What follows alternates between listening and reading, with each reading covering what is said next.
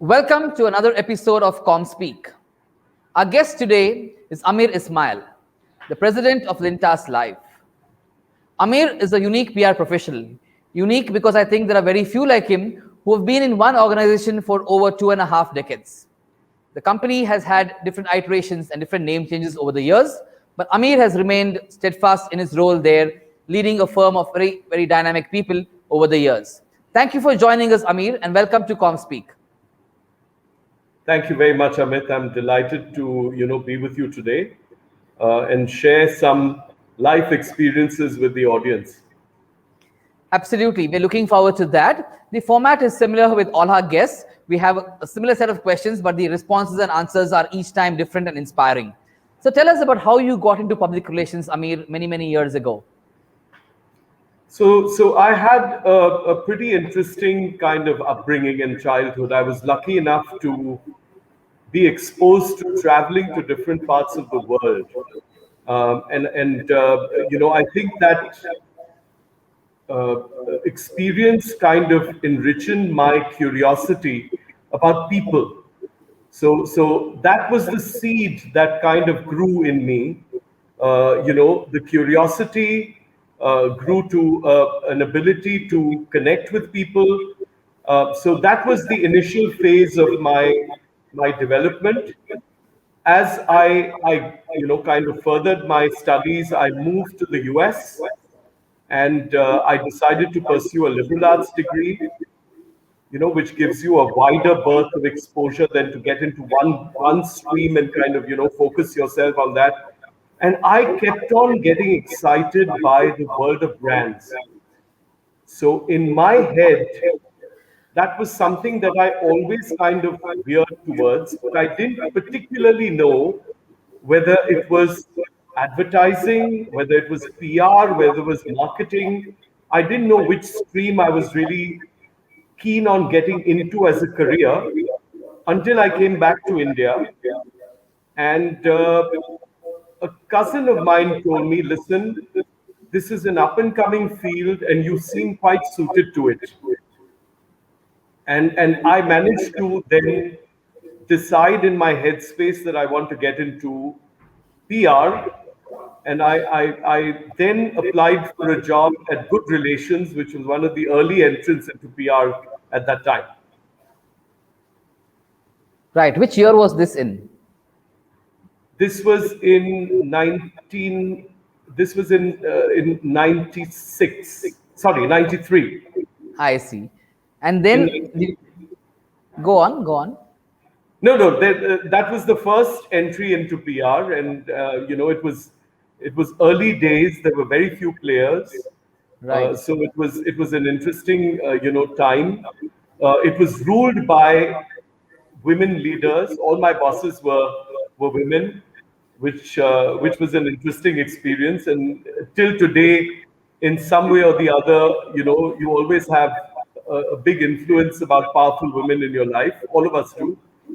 And the interesting part was that I saw a massive potential to professionalize what I thought was a little unrefined. Right. And then what happened? How many years did you spend in good relations before moving to the next place of work? I made a few frequent jumps. I moved for career progression and, of course, growth.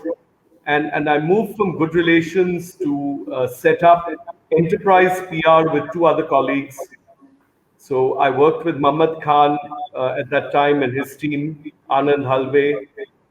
And then I got headhunted to Trikaya Gray, where I was leading their PR function profile across the country. It was a small operation, but that's the other jump that I made. And then when did this thing happen, the whole moving to the IPG setup? Yeah, so like I said, earlier, there was a quick succession of moves for growth, and people were noticing this young guy in a suit, which is something I still, wear on a daily basis in the office.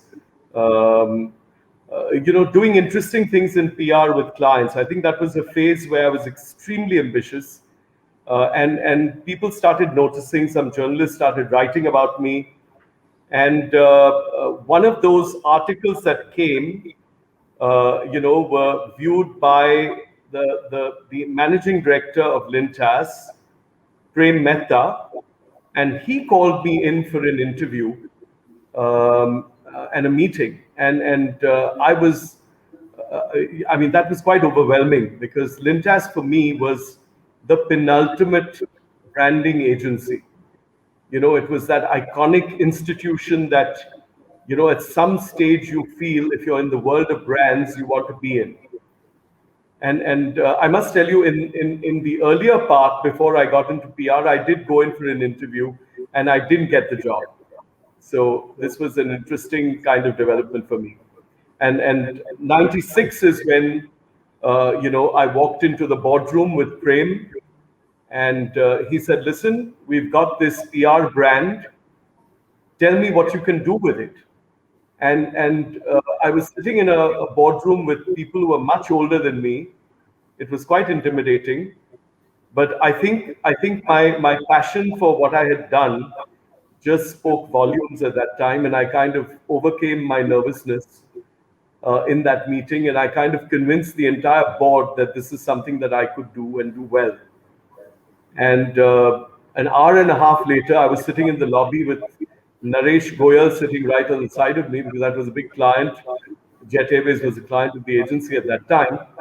And Prem called me an hour and a half later, and I got the job. So you've been at one point of time in 3 companies over 3 years, and then this next job, you've been with it for almost 25 years.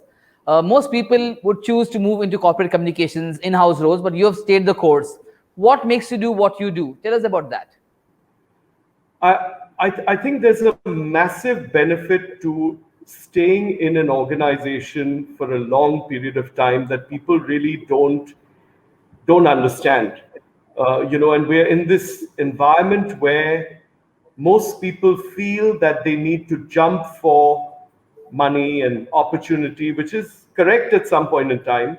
But when you feel you've reached a place where you are given the right kind of environment to grow, and I'm talking about growth not only in financial terms, but growth as an individual, growth to be entrepreneurial in an organizational setup, being part of an institution that has a legacy that, where you have an opportunity to take things forward. That is when I think one can actually say that it's more beneficial to stick than to jump. And I think over a period of time, the vantage point and the level of what you see in the sameness of an organization that has its own evolution is very unique. It's difficult to explain, but it's very, very unique. And I mean, like human beings, organizations go through changes, name changes, etc. They grow, they go through challenges, but institutions survive, and it's wonderful to be a part of that journey. Great. Because you mentioned name changes, just for the record, because you've been part of this company which has had 2 or 3 or 4 names over the years. When I first heard of you or met you in the early 2000s, it was then called Lin Opinion. Just to keep it on record, what are the different names you've had from the time of Lin Opinion to Lintas Live? I think 2 or 3. Just share those with us so that it's there in our archives for future generations to know about and understand, like, wow, this company had various avatars. If you can just spare a moment or two on that, that will be helpful, Ameer. Yeah, so the name I inherited was Lin Opinion. And anything that Lintas had outside of its main advertising business, they wanted to put a Lin prefix because of Lintas. So Right. there was a Lin Stock, a Linteractive, etc., and it went on. Not many of those businesses succeeded because they were not stable. But I inherited that, and I remember at that point in time, I went and I actually wanted to change the name. I wanted to put Lintas into the name, which has happened now. So yeah, it's been through a few changes. Then of course we tied up with Golin, which was a fantastic partnership for a number of years. and the Golin, the Lin part of Golin just fit in beautifully well, so we became Golin Opinion. And Right. during lockdown, we decided again to change our model. Looking at new realities and new opportunities, we decided to rebrand ourselves into Lintas Live. Fascinating. Yeah, thanks for that. It's important that these things are on record for future professionals to know of how these firms have evolved over the years. I'll now move from this part of the discussion to talking of campaigns. I mean, the lifeline of a great PR job is working on campaigns. So there are two or three different questions here. The first one, tell us one campaign in your 25 years or even prior to that that you've worked on that makes you swell with pride. One campaign. There are many, I'm sure. Pick up one that youngsters watching this show can then read up, look up, and see that campaign and learn from it in different ways. So tell us one campaign, please. Yeah, I think the single most wonderful campaign was Lifebuoy. I think if we look at the power of the idea, which was created in the agency ecosystem by very smart planners, that whole idea been given amplification and PR wings is something that I'm extremely proud of. And this is a global brand now, where the main heavy lifting on the thinking happens, from India, from our India team. So it's an immense campaign, and now H for hand washing, which is the latest, leg to the campaign, that's actually going to be going into advocacy, to go into school curriculum and actually over the world and make that a change, across markets is phenomenal. So Lifebuoy to me is one of my all-time favorites. So Lifebuoy, the brand, many campaigns, and one that stands out in the recent times is H for hand washing. Yeah, That's right. absolutely. I think it won a few Cannes Lions last month as well. Yes. Absolutely brilliant campaigns. We'll talk of some campaigns you did not work on, but you've admired sitting on the sidelines. Name one of those campaigns that was not a Lintas campaign, not a Lin opinion or Golin opinion or Lintas live campaign, but you admire it, saying that, wow, I wish I had a chance to be on this campaign. If there's one like that, please pick one so that people watching the show can learn more about that. Frankly, there's so many. I mean, from a PR campaign standpoint, I love the Lay's campaign that was done by Edelman. Uh, Absolutely phenomenal. Which Uh, one? you There's know, a few of them. Which one are you referring to? the Lay's campaign, that was done by them. I can't remember the name of it, but I mean, recently, was it the faces of people on the packs? the Was that the campaign? faces. That's right. That's right. Right. So Yeah, that's I an too forget awesome the name of the campaign. campaign, but yeah, people can look it up Yeah. and we'll try and mention that. Great. And But this is a frank, question sorry, go on. but frankly, I mean, the lines are blurring on creative campaigns. True. It used to be a space owned by advertising agencies, and now you see some brilliance coming out of PR agencies. The McDonald's campaign that Golan did was also phenomenal. Right. I think that campaign was called the Heart Work campaign, if I'm not wrong now. I figured it Heart Work by Lay's, which was done last year That's along with that's Edelman. Absolutely. The last question on this section, there are campaigns that a lot of PR leaders work on, put their heart, mind, and soul into it, and then they completely find that campaign not achieving desired results. So, is there one such campaign that you really put your heart, mind, and soul into, but it didn't achieve results that you thought it would? There's one like that. Tell us so that again, there's some learning there for everybody watching this show. Yeah, for me, the campaigns that really kind of, make an impact in my mind are campaigns that, kind of trigger change. If you manage to do that, you've gone beyond and above just doing work, for the sake of it. We actually did a very large campaign for USAID uh, called Avert Society. And this was a funded campaign to promote HIV awareness and prevention. And I remember this was a fabulous effort. There was a 360 degree, at that time integrated was not very integrated, but this time there was a 360 degree effort from, road shows in villages to, a red ribbon with a Warli design because it was Maharashtra centric, etc., to an MTV, kind of a tie-up on World AIDS Day. But I found that the impact of that message died with the end at the end of that campaign. We couldn't take it forward and make it continuous. Where when things like that really need to be, because if you do things in fits and spurts, it doesn't have desired impact. So that was a bit of a downer. Interesting. So, as a leader of a PR firm and been the leader for many years now, what do you see as the biggest challenges PR firms are facing in the years ahead? Adoption of change. I think we are too stuck in a certain universe, and there is a world outside that universe that is galloping away. Even if you look at it from a scale perspective, look at where we are at, and look at the world outside. Tech companies and others, startups, are getting crazy valuations and are growing so fast, while this industry is kind of stuck.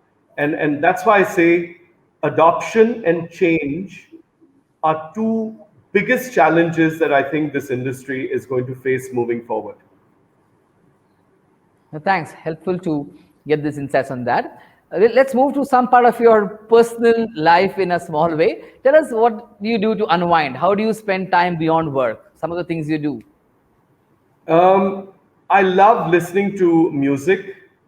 That's one of my passion points, and the music can be a range from Western classical music early in the morning to pop and hip hop and different kinds of genres of music. So I love music.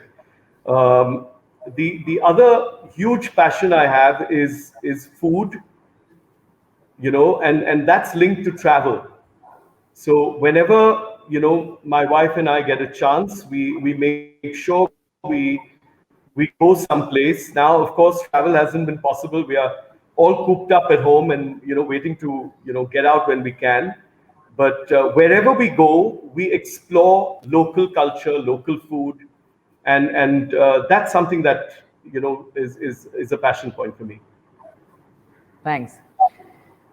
Where do you see public relations as a profession evolving, say, 5 to 6 years from now? You've seen it in the last 25, 30 years from one point of view. How do you see it in the future? Some crystal gazing, please. I think it's going to be extremely tech driven. I think what we see today is not going to be the landscape of the future, especially when you're looking at a 20, 30-year horizon.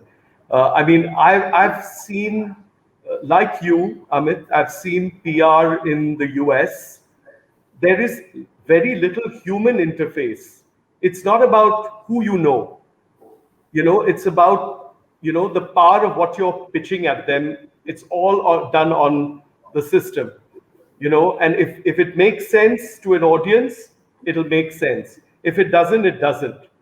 Nobody's inundated with calls, etc. So looking at where data analytics, prediction that can happen, etc., all of that is going to change this business in a way it'll be difficult to imagine. It's going to be very tech driven, in the future. That's very clear to me.